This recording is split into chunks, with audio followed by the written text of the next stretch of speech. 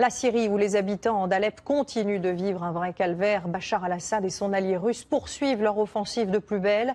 Aujourd'hui, le principal hôpital de la ville d'Alep a été bombardé pour la deuxième fois cette semaine.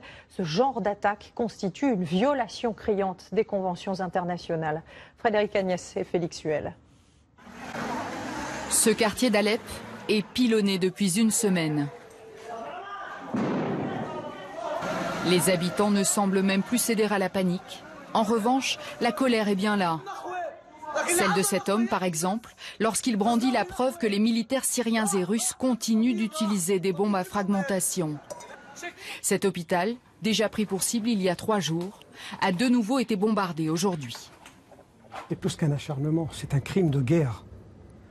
Le médecin et l'hôpital, c'est quelque chose de sacré, protégé par une convention, la convention de Genève.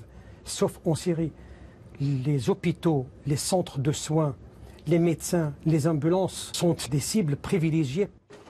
Un journaliste syrien témoigne de la guerre à une 50aine de kilomètres d'Alep. Cette vidéo qu'il a postée avant-hier a déjà été vue près de 100 000 fois.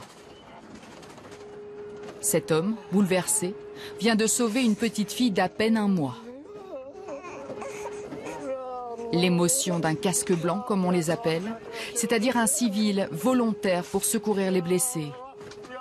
Une petite fille miraculée, pour combien d'autres tués?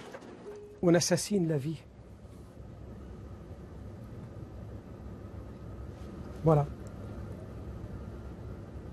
Dès la naissance. On ne veut pas que ce peuple vit comme toute la population du monde. Et pendant que l'armée syrienne détruit Alep-Est, le ministère du Tourisme de Bachar el-Assad vante lui les beautés d'Alep-Ouest dans une vidéo intitulée « Alep, désir de vie ».